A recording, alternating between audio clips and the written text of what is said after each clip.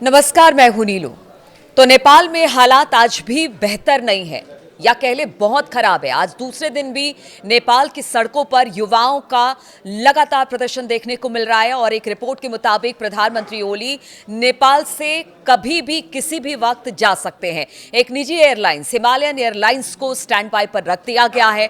बढ़ते राजनीतिक उथल पुथल और कई मंत्रियों के इस्तीफे से के बीच ओली ने नेपाल से जाने से पहले उप प्रधानमंत्री को कार्यकारी जिम्मेदारियां सौंप दी है। नेपाल में छात्रों के भारी विरोध प्रदर्शन के बीच प्रधानमंत्री केपी शर्मा ओली भाग सकते हैं, ऐसी अब खबरें सामने आ रही है। नेपाली मीडिया रिपोर्ट्स में दावा किया जा रहा है कि नेपाल के प्रधानमंत्री केपी शर्मा ओली इलाज करवाने के नाम पर दुबई जा सकते हैं, यानी भागने के फिराक में है। नेपाली प्रधानमंत्री के दुबई जाने की संभावनाओं को लेकर रिपोर्ट उस वक्त आई है जब नेपाल में दर्जनों जगहों पर दूसरे दिन भी छात्रों का प्रदर्शन लगातार जारी है और हिंसा हो रही है। दूसरी तरफ नेपाल सरकार के गृह मंत्री, स्वास्थ्य मंत्री और कृषि मंत्री समेत 10 मंत्रियों ने इस्तीफा दे दिया है, लेकिन प्रदर्शनकारी प्रधानमंत्री ओली का इस्तीफा मांग रहे हैं। प्रधानमंत्री ओली के करीबी सूत्रों के हवाले से उनके देश छोड़कर दुबई जाने की योजना की जानकारी अब सामने आ रही है। दूसरी तरफ बात की जाए प्रदर्शनकारियों की, तो नेपाल के राष्ट्रपति के निजी आवास को इन प्रदर्शनकारियों ने फूंक दिया है, जबकि सरकार ने त्रिभुवन अंतर्राष्ट्रीय अड्डे के यानी कि TIA के कर्मचारियों को VIP यातायात के प्रबंधन के लिए हाई अलर्ट पर रहने का निर्देश दिया है। माना जा रहा है कि लोगों के आक्रोश से इस वक्त जो कई नेता हैं वो देश छोड़कर फरार होने के फिराक में है। TIA के एक अधिकारी के नाम न बताने की शर्त पर उन्होंने बताया कि एक अनौपचारिक निर्देश जारी किया गया है और यह संभावना है कि नेता काठमांडू छोड़कर जा सकते हैं, यानी उन्हें अब काठमांडू में असुरक्षित महसूस हो रहा है और इसी को लेकर वो यात्रा का प्रयास कर सकते हैं, जिससे VIP यातायात बढ़ सकता है। इसलिए कर्मचारियों को हाई अलर्ट पर रहने के लिए कहा गया है। रिपोर्ट्स के मुताबिक प्रधानमंत्री ओली को नेपाल से ले जाने के लिए एक निजी एयरलाइंस हिमालयन एयरलाइंस को स्टैंड बाय पर रखा गया है। बढ़ते राजनीतिक उथल पुथल और कई मंत्रियों के इस्तीफे के बीच ओली ने नेपाल से जाने को लेकर मन बना लिया है और उनका कहना है कि वो यहां से निकल जाएंगे।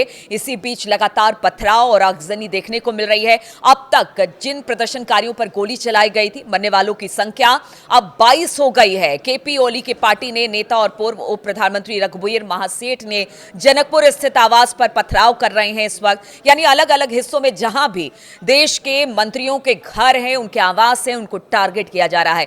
देश भर में विरोध प्रदर्शन तेज होने के साथ तनाव बढ़ता जा रहा है। नेपाल के 10 मंत्रियों का इस्तीफा, इसके अलावा जो नेपाली मीडिया के रिपोर्ट्स हैं कि जो प्रधानमंत्री है ओली कभी भी वहां से भाग सकते हैं।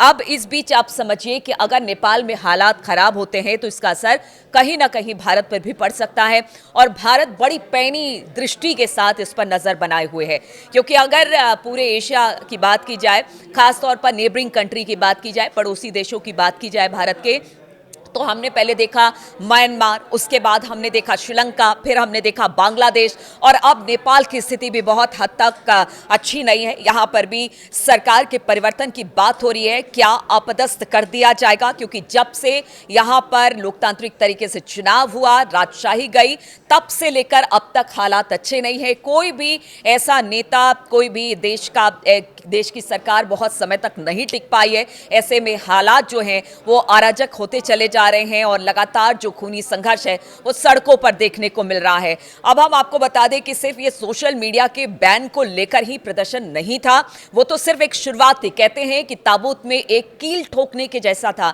और उसी को लेकर वहां के जो लोग थे बहुत दिनों से सरकार के जो कामकाज का तरीका था, वहां पर जो भ्रष्टाचार था, वहां पर लोगों के बोलने की आजादी, उनको एक तरह से नियंत्रित करने की कोशिश ओली सरकार कर रही थी, उन सब को लेकर हालात लगातार बेकाबू होते चले गए। और हमने कल देखा कि किस तरह से जो जेनजी, कहा यह जा रहा था कि जेनजी सड़कों पर थे, लेकिन ऐसा नहीं था। युवा के साथ साथ हर वो वर्ग जो कि सरकार से नाराज था वो सड़कों पर दिखाई दे रहा था। अब ये हालात आज भी कुछ ऐसे हैं, आगे कितने दिनों तक नेपाल के हालात ऐसे रहते हैं ये बड़ी बात है। और क्या हालात बदलने के साथ साथ वहां पर सत्ता भी जा सकती है, क्या वहां पर स्थिति और नियंत्रण से बाहर हो सकती है, इस पर भारत की पैनी नजर है और हमारी भी पैनी नजर बनी हुई है।